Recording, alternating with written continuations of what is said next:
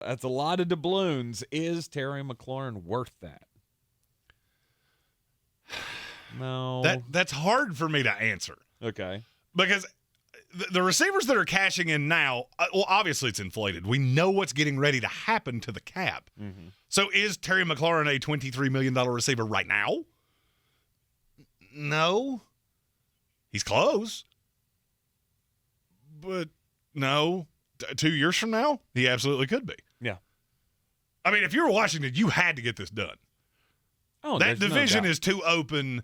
He is too relevant to this team. To me, that he was the easiest one to figure out. They're going to get this done. Mm-hmm. It may not be today. It may not be tomorrow, but they're going to get this done. So $23 million a year, Terry McLaurin will return to the Washington Commanders. And I don't obviously want to lead off with a fantasy football question, but I'm going to pair this in a fantasy football way. Okay. Where would you put Terry McLaurin right now amongst receivers? Because now he's paid like a top 5 guy. And he's not there. I don't think I would have him in the top 12. I think he would be he'd be in the top 20, I would imagine. Oh, he's certainly in the top 20. Not doing this, doing this off the top of my head. I don't know that I would have him in the top 12. I don't know that I would have him as wide receiver 1. Okay, well, let me ask you a question. Or I'll ask you a series of questions and see if we can't figure out where you have him slotted in. Okay. Is he better than Marquise Hollywood Brown? Yes. Is he better than Brandon Cooks? Yes. Is he better than Jalen Waddle? It's yes. Yeah. We haven't even gotten to the hard ones yet. Yeah. Let's just say yes and move on. I don't know. Now's where it starts to get into, well, maybe. Is he better than DJ Moore? No. I disagree with you. Is he better than Amari Cooper? Yes. Wow. You just had that all boo-booed compared to me. So you've got him somewhere around 14, 15, 16. Okay. There you go. That's where he would fall in. Yeah. Because there's about 11 that if you told me you liked it, I would just act like you didn't say it and moved on. Mm-hmm. So you've got him as a top 15 receiver. What that means to me is no, this is not that aggressive of an overpay. It might be an early pay, but it's not anything to be upset about. And I would think in the circumstances of the Washington Commanders, he's your star, he's your face of the franchise. So, yeah, in certain scenarios, you will overpay a little bit to get that guy sewn up. And I guess what I'm looking at is he has been a 1,000-yard receiver 2 years in a row with arguably the worst quarterback situation in the league. You're not there anymore.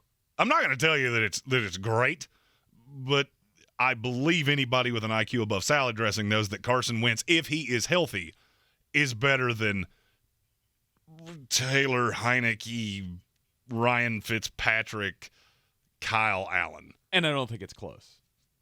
I don't either.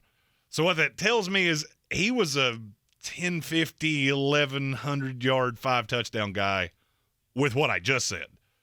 I can make the argument that the upgrade in quarterback puts him in the high 12s, low 1,300-yard range. And then, yeah, that's you paid for what you're getting. All right, so the breaking news of the day so far, Terry McLaurin has been sewn up for the next 3 years, up to $71 million by Washington. The Commanders fans are already attacking you in the YouTube comments for saying that for even considering DJ Moore ahead of Terry McLaurin, and I tend to agree with them. No, I think DJ Moore's better. Who's a better route runner? Huh? Who's a better route runner?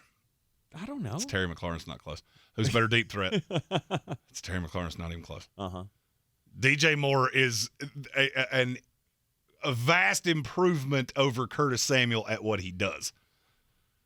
DJ Moore's one of those that we get into that, okay, you're being very liberal with the use of the word wide receiver. And I like DJ Moore, but to compare those two is kind of chuckles to me. Okay. I think he's better. I think the quarterbacks have been about on par for both of them. I don't disagree with that. You just have to, but you have to look at how they get their yards. Okay. DJ Moore is more of and I hate to always use this name, but he's the definition of this guy.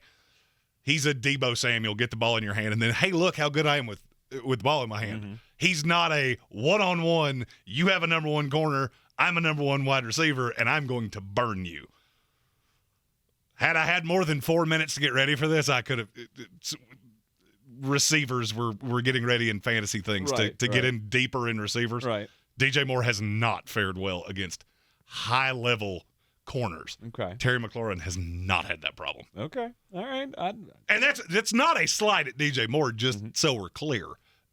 I feel like people undervalue Terry McLaurin because he is inconsistent. Mm-hmm. Last year he had 4 games where he had top 10 wide receiver numbers. In those 4 games, 3 of them he was in the top 5. Well, that was the only 4 games he did that. So, yes, he has these big boom games, but that comes from where the quarterback play is. And you think with Carson Wentz, he will definitely show this year, prove to me that he's better than DJ Moore, you think? Here, okay, I'll use a statistical thought process here. Okay. There were 6 receivers last year that went over 1,300 yards.